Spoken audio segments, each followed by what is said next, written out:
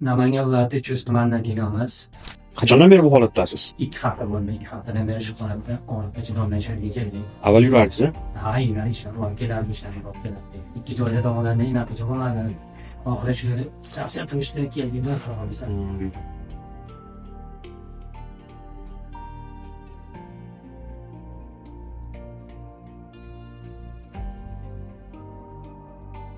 Ushbu akamizda L5S1 sohasida katta hajmdagi disk jurasi aniqlangan. Kuni kecha intervensiya uslubida biz endoskopik uslubdagi operatsiyani o'tkazdik. Xudo xolasa bemorimiz og'irlab qoldi. Bugun vertikal holatga keltirdik. Xudo xolasa yaqin 1 oy davomida o'shalarda ancha dard chekdik.